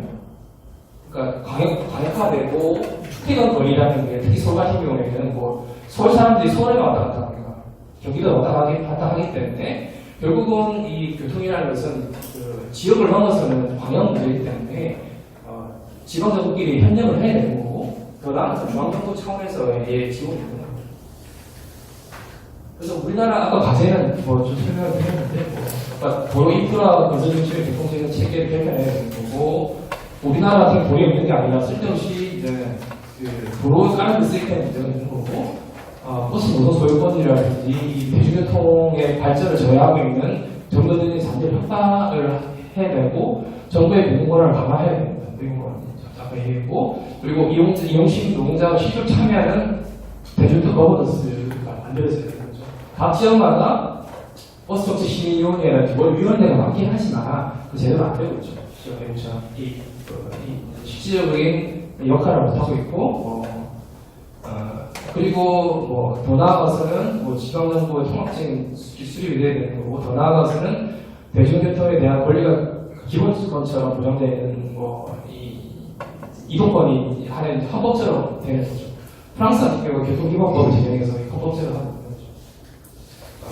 그래서 쭉 설명을 드렸는데, 그러니까 아주 사실 내용이 다 짬뽕입니다. 그러니까 지금, 근데 지금 처음에 아까 말씀드렸듯이 컨셉이 좀 애매해서 중문에 좀 얘기했다가, 우리나라 버스 전체 문제 좀 얘기했다가, 그리고 해외 대중교통 사례 좀 얘기했다가 해서 조금 약간 짬뽕 얘기했는데, 제가 말씀드리고 싶은 거는, 진주의 버스 문제는 진짜 진주만 하나의 버스 문제가 아니라 우리나라의 그 대중교통 전체 변화 조금 좁히면 버스 정치 자체가 엉망이기 때문에 진주의 문제들이 발생할 수밖에 없었고, 그리고 그나마 도입했던 버스 종공제라는 것을 제대로 못했던 거죠. 그나마 버스 종공제라는 게 문제는 많지만 우리나라의 그 지방정부가 할 수 있는 나름 하나의 우회로이긴 해요. 중앙법제가 바뀌지 않는 상태에서 어쨌든 민간사업자하고 딜을 할 수밖에 없는 부분이 있는데, 그러면 딜 할 때 좀 잘 하든지, 아니면 목표적으로 좋은가를 잘 마련하든지, 아니면 이해관계자를 잘 얘기를 하든지, 노선 체계를 잘 개편해야 되는데, 그게 쉽지 않은 게, 우리나라 지방정부도 버스 정책이나 대중교통 정책을 잘 안 해봐다 보니까 그 인프라가 전무하거든요. 단적으로 부산 같은 경우에는 지금 버스 중원제를 관리감독하는 공무원이 한 명밖에 있어요. 그러니까 버스랑 손이 많이 가는 건데 그만큼 공무원들은 제대로 배치 안 돼 있고 잘 모르겠더라고요. 이 사람들이 또 1년에 2년씩 바뀌거든요. 그리고 버스를 신뢰할 거라 생각 되게 많아요. 근데 관리가 안 되고 대부분 그러니까 외부의 외부 용역 돌리는데, 지금 외부 용역은 제가 봤을 때는 대중교통 관련해서는 외부 용역은 진짜 좀 신뢰하기 어렵습니다. 특히나 노선책이 개편할 때 그 지역 민들이라든지 이 사람들의 오래된 그분들의 의견을 무시하고 그냥 도학적으로 이렇게 노선책이 개편하는 건 쉽지 않거든요. 왜냐하면 런던 같은 경우에 자기 나름대로의 모델이 있는데, 그거 이외에 아까 런던 제테로시라든지 다양한 이 협의체를 운영하면서 하는 게 그런 조정이 중요하다는 거죠. 근데 그런 게 없는 상태에서 그냥 버스 중원제가 좀 좋아 보이게 해서 불법 하다가 지금 아다를 못하게 되는데, 이거는 지주관의 문제는 아니라는 말씀드리고, 마지막으로 그럼에도 불구하고 지역에 있는 귀신들이 좀 더 대중교통 관련해서는 워낙 많이 비어있기 때문에 저는 많이 추정할 게 또 없다고 생각합니다. 이미 대중교통 관련해서 이거 같은 경우에는 더 우리가 상상 이상으로 많이 발전되어 있고 회사들이 널리고 늘렸어요. 대중교통 관련해서는. 그리고 대중교통 같은 경우에는 점점 무선교통까지 점점 발전하고 있는 단계이기 때문에 여기서 만드는 게 더 중요한 선택이에요. 그래서 뭔가 좋은 타령, 지제도 타령 할 수 있겠지만 그걸 넘어서서 좀 새로운 상능력을 해야지만 그나마 좀 발전하지 않을까. 그리고 그 역할을 지역에 있는 이용자들의 시민단체들이 할 수 있다고 생각합니다. 네, 일단 이상입니다.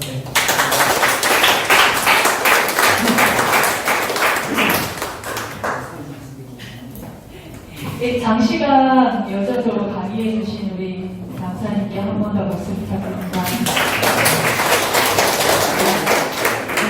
먼저 강의 마치고 나서 오늘 저 강의는 태안도시시민 네트워크 진주가치가 주최를 했고, 노동자 자주관리기업 삼성교통과 진주시민버스가 후원하고 함께 자리해 주셨습니다. 감사합니다. 강사님 처음 말씀하신 대로 여러 해외 운영 사례나 정책들을 보고 진주의 대중교통 문제를 좀 환기해서 좀 새로운 시각으로 바라볼 수 있는 그런 계기가 되었는지 모르겠습니다. 여러분 강의를 너무 열심히 들으셔가지고 깜짝 놀랐습니다. 열심히 공부하신 만큼 궁금하신 것도 많으실 것 같은데 질문 있으시면 강사님께 질문 받도록 하겠습니다.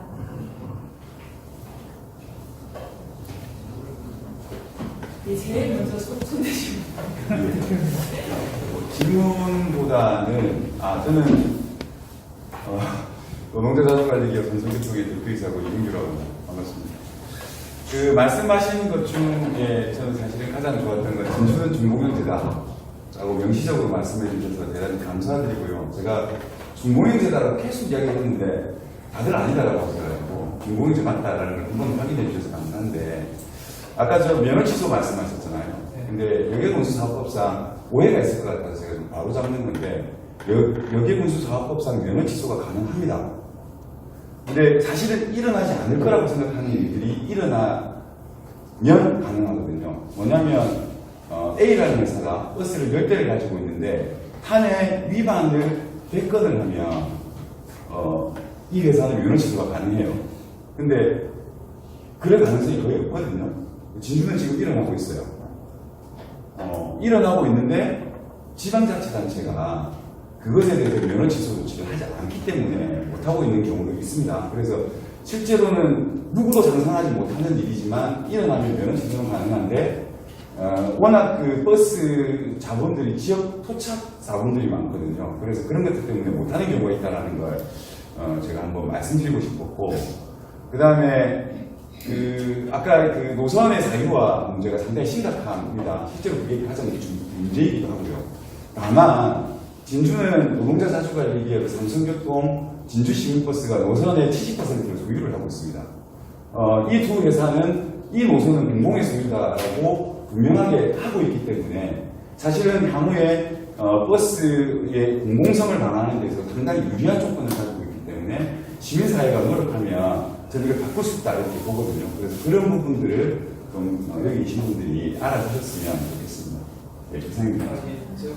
제가 말씀드린 게 허위라든지 문제선제도 추천할 수 있는데 보존 관련해서 아까 얘기했듯이 유형의 행위였을 경우에 지금 아까 별표에 보면 사위부 정지로 되어 있기 때문에 실제로는 보존 관련해서 큰 어쨌든 제일 문제가 그쪽인데 그 관련해서 실시간 면허 취소가 안 된다는 말씀드렸던 거고요. 그리고 진짜 얘기 잘하셨는데요. 근데 사실 노선은 공공이 거짓이죠. 그렇기 때문에 그걸 다시 이제 공공이 가져야 하는 노력을 해야 되는데, 그런데 대부분 판결이 옛날에 한 2000년도 초반에 있었거든요. 그런데 지금은 정부에서 돈을 많이 대주고 있기 때문에 아마 버스 운영도 사실은 노선이 공공이라는 그러한 이제 실제로 정부에서 돈을 많이 대주고 있기 때문에 바뀌었다는 거죠. 옛날에는 자기의 어떤 노력과 생산을 통해서 일을 했다면 지금 버스 회사들은 그렇게 운영되고 있지 않기 때문에 지금은 이제 원래 인식이 바뀌어야 되는 거고, 저는 그래서 개인적으로 다시 한번 헌법성을 해보면 좋겠다 생각되는데, 어쨌든 말씀하신 것처럼 노선은 결국은 자유관리 많은 것처럼 정부의 것이라는 결국은 시민들의 것이기 때문에 그 부분에서 좀 노력이 필요하다 말씀 주셨는데. 네, 다른 질문.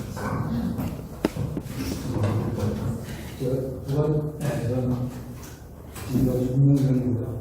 지금 시민버스 일정위원회에 구성을 추진하고 있습니다. 올 초에 출범할 계획하고 두 가지만 좀 하나는 노선이 자주화되어 있는 것을 이제 공공적소로 이렇게 전환을 해야 된다고 말씀하시지 않습니까? 그거를 이제 지금 일정 계획이지만 그래가보다는 전부 다 이제 이쪽으로 이렇게 저희가 그냥 무상으로 이렇게 인수를 할 수 있으면 좋을 텐데 그게 만만치 않으리라고 생각해요. 우리나라는 사립학교를 전부 다 이제 공부를 전환했을 때 그때 어떻게 취해요? 사립학교 전부 다 그냥 무상으로 내놔라 이렇게 하기가 좀 그러니까 보상을 그래서 그걸 공무원 전환할 때 저는 그 결정이 매입을 한다더라 이렇게 할 필요가 없잖아요. 그럴 때 그 매입가를 상정할 때 저는 유리한 것들은 노력을 많이 하셨다. 왜냐하면 사실 정부 재정이 필요 없으면 그거는 적당 말고 사실 필요를 해야 그런 지경이라는 거죠. 재정은 사실 가치야. 어느 가치가. 정부가 지금 돈을 떼주니까 그것에 의해서 이제 가치가 이렇게 챙겨나는 거지 않습니까? 그러니까 이걸 계산할 때 그 재정 보고를 하지 않는 그런 걸 분석해가지고 이제 그 가격을 산정하면 유리한 거를 그것이 없는 것이지만 지방 같은 데서 거의 무상으로 이렇게 유리할 수 있지 않을까 이렇게 생각합니다. 그래서 고정된 부분을 보시고요. 그걸 바꿀 때 그걸 이제 무상으로 그냥 이렇게 강제로 지금부터는 이제 언제까지 유효하다는 공무원이다 이런 식으로 이렇게 선언을 해서 하는 것인지 아니면 이걸 매입하는 것이 옳은 일이어서 그 방법. 두 번째는 시민단체에 그런 개입을 하는데 이게 이제 그 가버넌스를 그 안에 이제 지하고 호세사하고 이제 이용자 이렇게 해서 몇 주체가 이렇게 같이 협의회를 만들어 거기서 이제 여러 가지 행정들을 이렇게 결의를 하는 이런 구조를 하나 생각해 볼 수가 있는데 이게 이제 그 이제 바람직한 것이라고 생각해요. 그런데 보면 현재 보면은 이런 것은 회원들이 교통 발전 이런 거 보면 관이 주도하고 민간이 이렇게 별로리 쓰는 식으로 운영되는 거 굉장히 이거는 강한 거죠. 그래서 이 점을 어떻게 개선을 할 것인가. 그리고 이제 협의회에 들어가서 할 말고 이제 바깥에서 독립적으로 이렇게 활동하는 그런 것도 한번 생각해 보지 않겠느냐. 이렇게 생각해요. 시민대책위원회가 어떻게 활동하면 좋을지, 이 시기에다가 무엇을 걸 제안, 거부는 그런 걸 제안해가지고 있는 발표해가지고 좀 주고 있습니다. 강의를 하는 거 있습니다. 일단 여러 문제는 그러니까 제가 한번 일반면 이거 전체 중앙법상 일반면허를 한정면허로 바꾸게 되면 이제 한정면허 끝나게 되면 이제 그 면허 자체가 가치가 떨어지기 때문에 이제 매입할 때 사실 편한 거죠. 그러니까 예를 들어서 한정면허의 장점은 7년을 했을 때 7년 연장을 하면 정부가 다시 면허를 갱신하지 않고 가져갈 수 있기 때문에 실제로 보상 비용이 나타나지 않는 거죠. 그래서 중앙법 차원에서 일반 면허를 한정면허로 좀 바꾸면 좀 가능한 생각이 들었는데 문제는 제가 사실 쉽지는 않죠. 중앙법 자체를 아까 이렇게 법 4조를 바꿔야 되는 문제이기 때문에 엄청 쉽지는 않겠죠. 그리고 뭐 다 아시겠지만 버스 회사들이 뭐 하나의 네트워크를 형성하고 있기 때문에 정치인들을 뿐만 아니라 쉽지는 않은 겁니다. 그리고 한정면허를 제가 저희 법률원한테 좀 문의를 해봤습니다. 한정면허를 바뀌었을 때 가능하게 물어봤을 때 어떤 분은 가능하다고 얘기하는데 어떤 분은 소급 입법 금지 원칙으로 이렇게 얘기하시더라고요. 그러니까 변경하게 되면 이전에 그 사람들 인내 버스 회사들은 그게 적용 안 될 수 있다 이런 얘기예요. 그러니까 이거 사실은 상당히 논란이 많은 겁니다. 그래서 저는 이 문제는 면허 문제는 좀 운동 차원에서 좀 이렇게 좀 외곽에서 이런 문제가 있다는 것을 알리고 그리고 정치인들이 좀 움직일 수 있도록 하고 그게 필요하다는 생각이 듭니다. 그래서 뭐 최종적으로는 뭐 내부 판결을 받아본다든지 뭐 되면 좋고 안 해도 하시면 뭐 그만해요. 사실 그런 차원에서 해야 되는 거고 근데 이거는 이제 중앙 차원에서 해야 문제인 거고 그래서 지역 차원에서는 일단은 그 말씀하신 것처럼 회사들이 여러 취소할 수 있는 조항을 찾아보면 있을 겁니다. 아까 제가 보정도 얘기했지만 교통사고라든지 여러 가지 위법을 했을 때 좀 찾아볼 수 있고 그리고 경영상에 상당히 문제가 있을 때 자본 형식이라든지 이런 데가 심할 경우에도 이 면허 취소할 수가 있는 거거든요. 그러니까 이게 면허를 취소할 수 있다고 되어 있기 때문에 사실 애매하긴 해요. 어쨌든 할 수 있다기 때문에 또 할 수가 있는 거죠.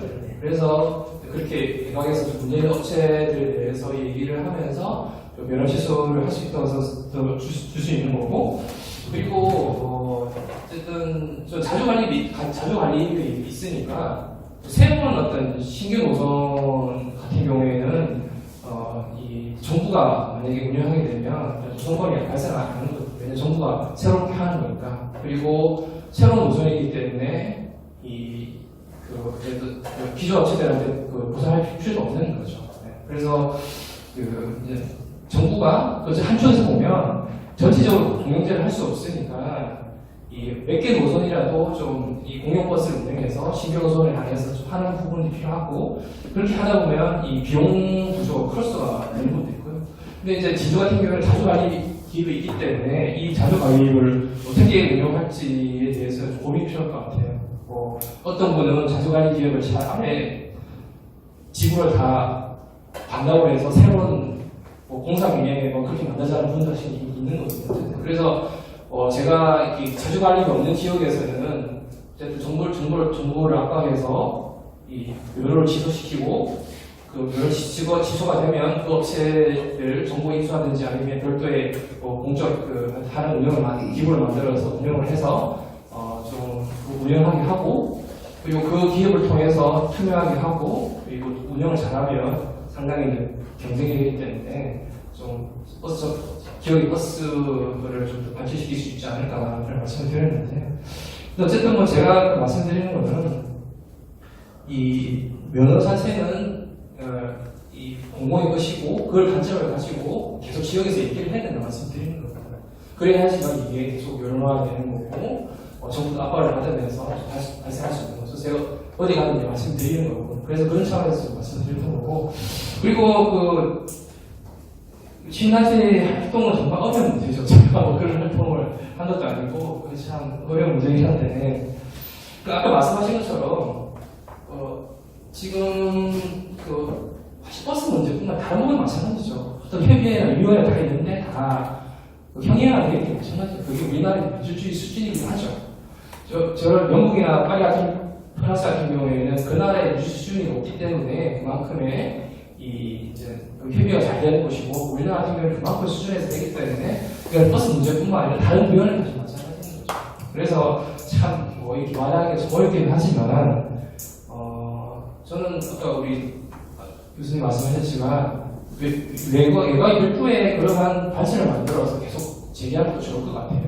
어쨌든 정부에 들어가는 순간에 그게 쉽지는 않고 여러 가지 문제가 발생하는 거기 때문에 그렇게 단체를 해서 꾸준하게 얘기하면 좋겠다는 말씀을 드리는 것 같아요. 다만 제가 말씀드리는 건 어쨌든 이 대표를 통해서 이용자를 떼고 얘기할 수는 없다는 말씀을 드립니다. 그래서 계속 그러한 정당성을 가지고 그리고 아까 사례에서 얘기했지만 다양한 방식으로 해서 하고 있습니다. 그런데 이제 그런 문제가 사실 있어요. 제가 파리 가서 좀 느꼈던 건데 이건 사실 노조의 문제이기도 하고 노조와 이용자 간의 좀 그 문제일 수 있는데 그때 인터뷰한 거는 막 이 파리 같은 경우나 런던 같은 경우에 이 이용자 단체가 잘 되어 있는데 그게 노조 입장은 사실은 조금 간섭한다. 지적한다 이렇게 얘기를 좀 비슷하게 하더라고요. 그러니까 노조 입장에서는 때로는 이제 이용자가 누릴 수 있지만 그 이용자들이 계속 뭐라 하고 서비스가 왜 그러냐, 이걸 왜 이렇게 해야 되냐 이렇게 간섭하는 그런 부분이 있거든요. 그래서 그런 부분에서 실제로 그 파리에 계신 노조분들도 약간 불만소리 하더라고요. 여기는 마찬가지인 것 같아요. 노조하고 이용자 간에 그런 긴장 관계가 있고 그리고 또 그런 지적이라든지 그 경제 관련해서 조금은 서로 이해할 필요가 있는데 이 부분은 어떻게 좀 잘 만드느냐가 좀 중요할 것 같아요. 그러니까 아까 말한 것처럼 이용단체가 단독이 있느냐는 결과도 중요하지만 또 지역에 있는 특히나 강의나 어쨌든 그리스로 개입할 수 있는데 이 노조하고 관계는 정말 이 선진국에서도 좀 고민이나 말씀인데 아마 이 진주에서도 고민일 것 같은데 그 부분에서 어떻게 서로 간에 좀 잘 조정을 해야 된다는 말씀을 계속 드립니다. 네, 감사합니다. 혹시 또 질문 있으십니까? 네.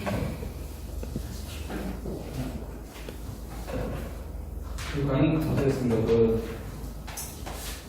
진주가 지금 현재 실질적으로 준공연제 상황이다라고 저도 이제 그렇게 인식을 하고 있는데 준공연제와 관련해서 진주가 이제 실질적으로 준공연제인데 문제는 조례라든지 법제가 되어 있지 않다는 제도가 되어 있지 않다는 문제죠. 그래서 진주뿐만 아니고 다른 곳도 이제 다른 도시도 그런 상황이 있겠는데 준공연제를 정형화할 필요가 있다는 생각이 드는데 만약에 이제 진주도 법제화해서 그 준공연제의 내용을 담는다면 준공연제를 정형화하는데 어떤 내용이 담겨야 하는지 의견을 말씀을 주시면 되겠습니다.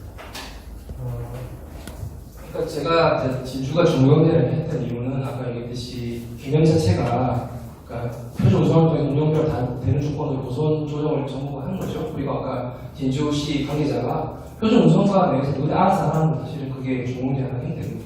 그래서 그리고 진주시 자체가 그 준공연제의 형태를 빌어서 버스를 활성화시키려는 그런 의도가 있었던 거고 그래서 준공 형태는 정의에 맞는데 문제는 이제 제대로 못했던 건데요. 근데 이 부분은 이제 진주만의 문제가 아니라 대부분 다 문제입니다. 왜냐하면 아까 얘기했듯이 중공 자체가 민영사업의 성격이 큽니다. 위에 그 법의 근거가 없어요. 그냥 더 근거는 50조의 재정보조 관련돼서 그걸 닦은 거고 운영관에서 어떻게 해야 될지 없습니다. 그래서 기준이 되는 거는 시에서도 그러고 사업자도 그러는데 협약에 의해서 운영되거든요. 분명히 진주도 협약부터 했을 거예요. 그 협약이 사실은 그게 근거예요, 근거. 그러니까 이게 보통 그 협약을 정말 엉망으로 하는 게 서울 같은 경우에 연 3천원 정도를 지불하는데 그 협약서가 딸랑 2장짜리예요.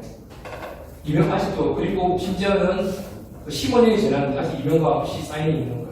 그러니까 한 번도 대부분의 전부 다 제가 작년에 버스 중공제 하면서 그 협약서를 다 조사해봤는데 대부분 처음 도입할 때 협약서 그대로 그래놓고 시나 버스 사업조합은 협약서 기준에 기출을 했다고 해요. 그러면 협약서를 써야죠. 그러니까 진짜 민자사업을 한다면 협약서 이런 식으로 하면 파괴급이죠. 요즘 같은 경우에 물론 좀 사업자들의 이 권리를 보호하려고 한 것도 있지만 최근에 민자사업 MRG의 문제가 많으니까 서울 같은 경우에는 사업 제보자거든요. 그래서 그 사업자들의 이윤을 떨어뜨리고 제가 뭐 좀 시간이 없어서 말씀 안 드렸는데 9호선 서울시 9호선 1단계 아시죠? 그러니까 지옥철의 유명한 그게 광원역 그 시장 때 2014년도에 사업 제보자였는데 그때 어떤 내용이 들어가냐면 서울시 이사가 파견될 것 같아요. 민간 회사인데 사법상에 우리가 민간 회사지만 이런 사업 제보를 통해서 협약서에 그걸 넣은 겁니다. MRCP 시키고 수용료를 맞추고 그리고 서울시가 강사할 수 있는 권한을 강화하기 위해서 이사를 다 파견하는 거죠. 그러니까 최근에 민저사업이지만 민저사업도 워낙 문제가 많으면서 이 정부의 개혁을 많이 강화하는 추세거든요. 그러니까 어쨌든 정부가 돈을 다 해주기 때문에 민저사업이라도 자신들의 권리나 이 배타성을 주장할 수 없는 거예요. 심지어 이미 서울에서 서울시 출신의 이사를 파견하고 있으니 이사에 서울시 인사를 파견하는 거죠. 사실 어쨌든 거의 공격 수준인 것 같습니다. 그래서 제가 진주시가 버스 중공영제이기 때문에 그런데 다른 지역 같은 경우는 다 협약서 엉망이기 때문에 그 협약을 만들 때 일단 장수가 많아야 되죠. 그러니까 장수가 많아지고 사업조합의 권한과 책임과 의무를 보고 그리고 시의 책임 권한을 보고 그리고 시민들의 책임과 권한을 문제에 대해서 명시를 해야 된다는 거죠. 근데 그게 협약의 그거는 그 내용은 그 지역에서 만드는 거죠. 그런 정해야 되는 건 없습니다. 왜냐하면 우리나라에서 한 번도 그런 연구를 한 적도 없고 그런 게 없기 때문에 주공제 협약이 어떻게 되는지는 그거는 아주 미지수인 거죠. 근데 그렇기 때문에 더 치열하게 못하는 거죠. 그래서 진주시 안타깝게도 다른 지역에서 참고할 게 없고 진주시에서 정말 이 주공제고 어쨌든 정부 동의 들어간 거기 때문에 그러면 실제 협약 내용에 대해서 계약이죠. 계약을 잘 써야죠. 잘 써서 말씀했지만 정말 시민들의 권리나 이런 것들을 제대로 배울 수 있는 것도 필요하고 그리고 사업자들의 책임과 의무 그리고 시의 책임이 어떻게 해야 될지에 대해서 책임의 의무를 잘 정해야 돼요. 저는 그래서 버스 종목이 강의를 할 때마다 얘기 드리는 게 지금 버스 종목이 도입된 지가 15년이 넘었는데 우리나라에서 종목의 개판이 뭐냐면 룰이 제대로 안 정해졌다는 얘기예요. 아직도 사업자들은 지금 거의 운영비용을 다 보장받으면서 맨땅에 그냥 헤엄치면서도 사업자들의 일상이 문제 아닙니까? 맨날 사업을 하면 우리가 개발 보석 시대 버스를 우리 돈으로 열심히 해서 일발지했는데 왜 우리의 권한을 안 챙겨주면서 왜 이래야 저래야 되냐. 근데 그때는 인정하지만 지금 사람 바뀌었지 않습니까? 이게 다 벌어지죠. 그럼 제가 물어보죠. 그럼 종업원이 저를 하고 싶은 얘기 물어보면 또 그렇지 않다고 얘기하세요. 종업원이니까. 그러니까 그리고 노조도 마찬가지고 사실은 일반 그렇지만 지주시는 다르지만 어쨌든 상대적으로 많이 열악하긴 하지만 어쨌든 중국을 통해서 표준 우선은 이건 사실이거든요. 사실 그런 부분에서 책임이 있는 거고. 그런데 상대적으로 시민들의 권한은 별로 없죠. 그래서 그런 것들을 잘 공동의 룰을 제대로 마련하는 그게 작업이 필요하고 진주시도 그 작업을 사실 안 했던 거죠. 캐버스를 제대로 썼으면 어떤 문제가 발생했을 때 제대로 이렇게 했을 텐데 그게 때문에 그런 거고 지금이라도 그 작업을 좀 하면 될 것 같고 그 속에서 이 진주에 있는 시민 이용자들이 자신의 권한을 어떻게 하면 더 넣을 수 있는 협약을 해야 되는 거죠. 물론 저는 사실은 저는 이 버스 중공제를 민주사업이 아니라 보존관리법이라든지 공공사업으로 해야 된다고 얘기를 하지만 현실적으로 보면 그렇게 얘기하는 순간에 이 지역에서 할 수 있는 게 별로 없습니다. 왜냐면 그러면 협업도 제대로 하지 말고 그냥 아예 그냥 정부 법에 따라서 운영하면 되거든요. 근데 지금 현실적으로 보면 협약이 기초하고 있기 때문에 그리고 현실적으로 협약을 어떻게 잘 쓰는가가 중요한 문제입니다. 중요한 문제에서. 그러면 중공영제는 지금은 법적 근거가 없단 말이에요. 없습니다. 다만 행정부가 회사와 이렇게 계약 관계에서 굳이 얘기하면 취약하다고 할 수 있는데 그거는 여기 정부사법 50조인데 50조가 그냥 재정 지원 그건 지자체에서 조례라든가 이런 재정 노력이 무의미한 겁니까? 그러니까 지금 중공제 그거 운영에 관련된 내용은 없고요. 그냥 정부가 지방 정부가 그 사업자들한테 재정을 지원할 수 있는데 그거를 50조를 가져와서 해서 그러니까 표준 운송을 통해서 지원하는 그 법적 근거도 있죠. 근데 운영하려는데 중공제 관련해서 이렇게 운영하는 게 그게 없다는 거죠. 그래서 저는 개인적으로 예상분사업 자체에 중공영제 관련된 기본적인 툴이 있어야 된다고 얘기를 하는데 근데 그거 하려고 했었는데 옛날에 기본적 침해 유비된다고 해서 못했거든요. 근데 지금 그게 없기 때문에 그 관련 세부적인 운영은 무슨 지침이라든지 뭐 규칙 이런 걸 보였거든요. 근데 그거는 사실은 행정 관련된 자기네들의 절차고 정말 이 시민, 사업자, 정부가 공동의 룰을 가지고 어떻게 중공영제 운영할지에 대해서 세부적인 협약 내용이 없다는 거예요. 그래서 그 내용을 이제 만들어야 되는 거고 그 내용은 사실은 공필인데 다만 참고할 수 있는 게 최근에 민자사 관련해서 지하철이나 경조실 민자사 관련해서 정부의 개인이 늘어난 추세고 심지어 서울 지하철 노선 같은 경우에는 서울시의 관선이사가 이사에 들어가거든요. 그러면 충분히 그걸 참조해서 그 버스 중공제도 똑같은 구조인데 왜 돈 다 내주는데 왜 시민 대표가 이사를 들어갈 수 있는 거고 그런 관련된 기구를 만들 수가 있는 거죠. 그래서 제가 말씀드린 거는 진짜 중공제는 백지 상태다. 그래서 이 부분에서 시민자신들이 어떠한 내용을 만들고 그 관찰이 중요하다. 물론 그렇게 얘기하면 삽조 안 하려고 하죠. 근데 이제 어쨌든 그걸 만드는 과정이 중요하다. 예, 마지막으로 혹시 질문 있으시면 하나만 더 받고 없으면은 예, 이런 질문이 아니고 오늘 버스에 관심이 있으신 분들이 모였으니까 제가 이 말씀을 꼭 드려야 될 것 같아서 아까 이제 버스 요금 문제가 나왔는데 주 52시간 문제는 이 버스 재정 지원 문제가요. 사실은 이용자가 부담할 거냐 지방정부나 정부가 부담할 거냐 이 문제입니다. 그래서 이번에 파업이 일어났을 때 버스 요금을 올려서 이용자에게 부담하도록 만든 문제가 있다고 아까 말씀하셨는데 사실 삼성교통에서는 버스 요금 인상에 반대합니다. 그 11월경쯤에 버스 요금 인상 문제가 경상남도도 본격화될 건데요. 미리 알고 계시고 준비하셔야 되고 저희가 이제 기본적으로 반대하는 이유는 이용자에게 부담을 시켜서는 안 된다는 이유도 있지만 또 한편에서 보면 버스 요금은 올랐는데 과연 그 오른 요금이 노동자들의 근로조건 개선에 쓰여질 것인가 하는 문제도 의문입니다. 실제로 사업주만 배불리는 형태가 될 수도 있거든요. 그래서 11월 달에 버스 요금 문제가 있으니까 그 문제도 여기 계신 분들이 좀 신경 쓰셔야 된다. 네, 그 말씀 드리고 싶고 두 번째는 중공영제와 관련해서 아까 말씀하셨는데 진주는 협약이 없습니다. 어떤 협약도 없단 말이에요. 예, 아무런 협약이 없습니다.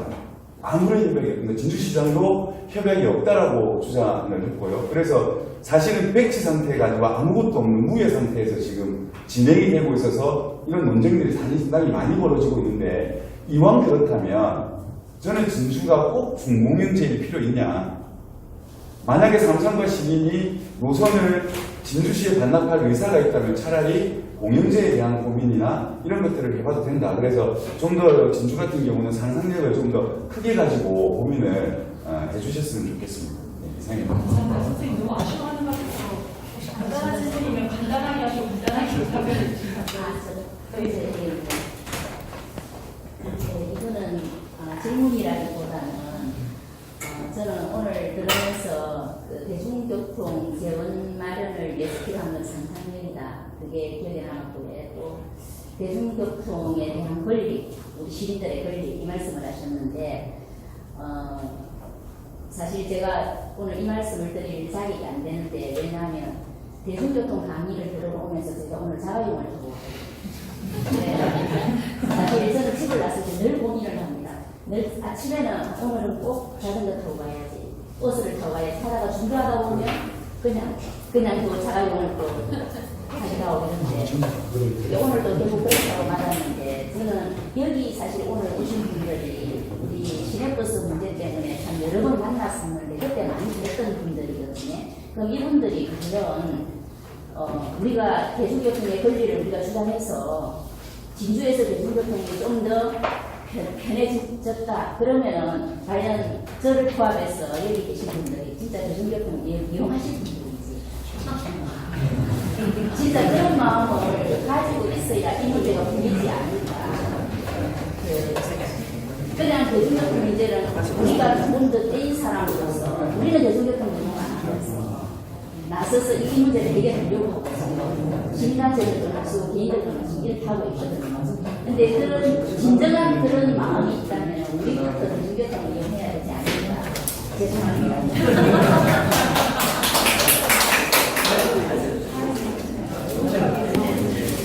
근데 이게 중요한 문제인데 서울시 같은 버스 정책 심의위원회가 있는데 거기 계신 분들이 대부분 다 작업을 하실 거예요. 심의위원회 와가지고 그게 어떤 일이냐 진짜 그게 중요한 그 버스 정책 그 심의하는 위원들이 대부분이 다 자동차 파악을 하니까 그러니까 그게 그 속에서 제대로 대중교통의 정책이 안 나와요. 그래서 그 부분 지향하는 게 좋습니다. 물론 대중교통이 워낙 좀 불편하기 때문에 부가편의 자동차를 이용하긴 하지만 실제로 그 이용한 주체들이 이제 그런 역할을 하셔야 되는 거고 그 역할을 하도록 만들어야 되는 거죠. 그런데 우리나라의 그 대부분 지역에 있는 위원회들이 그러지 못하기 때문에 그런 문제가 또 있는 사실이죠.